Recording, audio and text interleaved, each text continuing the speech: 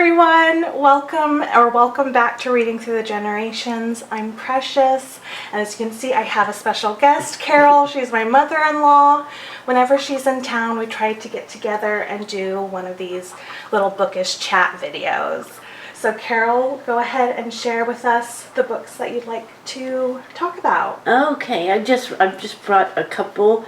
One is Rhys Bowen, who has got a number of already wonderful books, including, she wrote the Evans series, didn't she?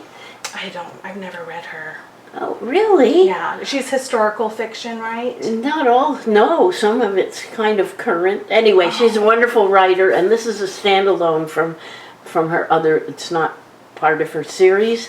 It's called The Rose Arbor, and I really enjoyed it. It's a young woman who's kind of stuck writing obituaries for a British newspaper, and gets just by almost sheer accident ends up on her own because she gets fascinated by a story of 3 girls that disappeared during World War II, during the Blitz and all of that, and the cases were never solved. They don't know what happened to these 3 young girls. These are all set in England? They were all set in England, and it's just her journey tracking down what happened to them. And it's wonderful. I really, really enjoyed it, and of course there's a love story involved too, so that's always fun. Anyway, that's one that I'm reading. Another is Paul Merton. If you don't know who he is, he's a British comedian. He's been on a whole bunch of talk shows, and the most that he hosted, yeah, like and Room 101. Yeah, and he's also been a regular you? On Have I Got News for You for how many hundreds of years. But anyway, it's called a memoir, Only When I Laugh, and it's delightful, especially if you like British comedy, because he talks about so many people that inspired him and mentored him and had fun with him and on the way to becoming a successful comedian in England. And so it's a wonderful story, and I totally enjoyed it. And just coincidentally, I found a copy, which I didn't bring with me, of his book about silent comedy, the silent films, Buster Keaton and all of that. It's an absolute wonder. It's kind of a hobby of his. He's collected old posters. Anyway, it's a wonderful book. But this one is just his autobiography, and it's great. When was this published? When was this published? Can you read that? 2014 is when it's copyrighted. Right, so 11 years ago yeah. now. And yeah, Have I Got News for You? Those are all up on YouTube. Highly recommend. It's sort of it's political, socio-political satire show. And with just the everyday comedy of ridiculous things that happen. Not just politically, but anywhere. Anyway, it's a wonderful show, and he's a delightful person. And the other book that I brought is something, it's called The Feather Detective, Mystery, Mayhem, and the Magnificent Life of Roxie Laybourne by Sweeney. It's a new book, and it's fascinating. I have not stayed up all night reading in a long time. This book did it. I could not put it down. Oh, that's awesome. And she's such an unassuming person and ends up being so critical in so many different areas of detective work, identifying species of birds just from a single feather. This is like birds that are living, or is it no, these are from the fossil record? No, from airplane accidents or murder events, like someone gets smothered with a pillow, and she can find one little fluffy feather, and she can identify what kind of bird it came from. How would that help with an investigation? It's amazing. That's what the book is about. It's amazing. Yeah, and she worked for the FBI, for the CIA, for everybody else, of just anywhere they needed to identify a bird. They would just give her these wads of Feathers. feathers and kind of other disgusting debris from an accident of some kind, or Oh, wow. absolutely amazing. And she just had such an amazing life. There's pictures of her, but these are the kinds of microscopic pictures that she could then identify what bird. I mean, how would you know that this came from a mourning dove? You wouldn't, Is she still alive? She died.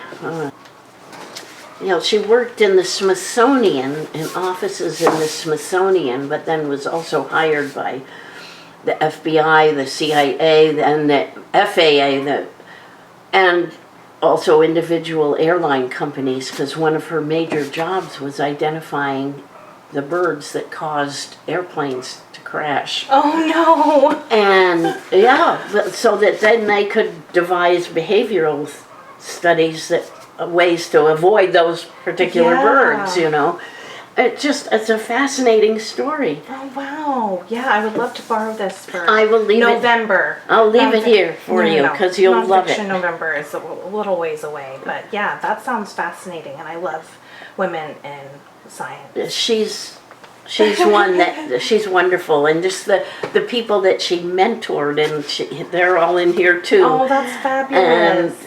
And she's just a wonderful person, and nobody knew about her. Nobody. Shame.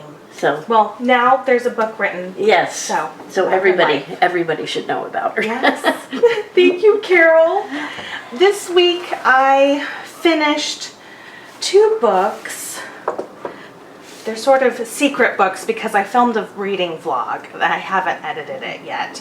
But I have this wonderful book on a woman's madness by Astrid Roemer that I really enjoyed, and this one, The True Deceiver by Tove Jansson. Oh, I love Both that. of them, in a way, are coming-of-age tales about women trying to find their way in this confusing but beautiful world, and the reverberations of their actions. So really enjoyed them. And then this right now, what's on my nightstand for Women in Translation Week, I'm reading How to Order the Universe by Maria Jose Ferrada.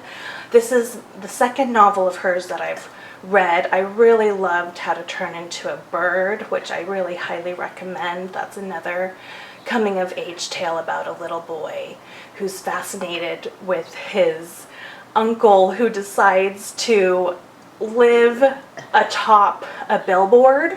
It's so great. I just love her sense of humor. Her books, are set during a tumultuous time in Chile's history. It's during the Pinochet dictatorship, but they're always told through the lens of a child, and I love those kinds of stories. So I'm really enjoying this one so far. It's about a little girl. M is her nickname, and she's about 7. And her dad is a traveling salesman, and she talks him into bringing her along on his routes and about the people that they meet and what fun shenanigans they get into. Really love Maria Jose Ferrada. And then I have Harlequin House by one of my favorite authors, Margery Sharp. She's just a comfort author. I'm reading this for Ellie's Cozy Chronicles Ladies in August readathon, where you celebrate women authors who lived and wrote during the early part of the 20th century.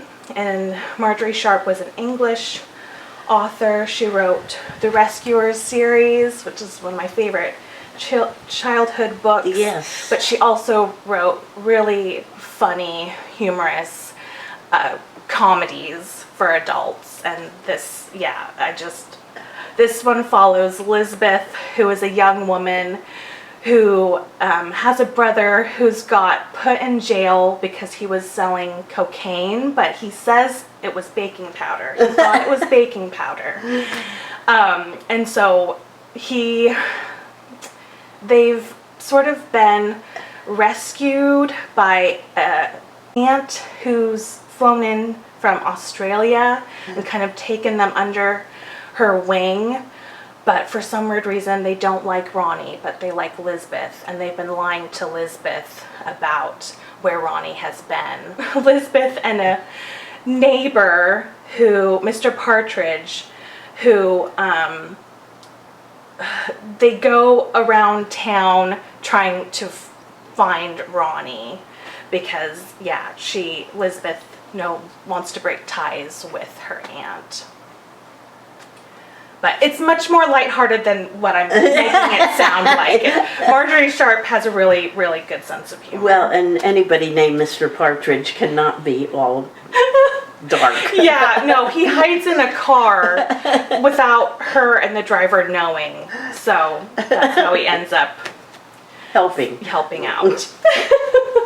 But those are all the books that we wanted to share with you today. Thanks so much for joining us. And I'll see you next time. Take good care. Thank you. Bye-bye. Bye.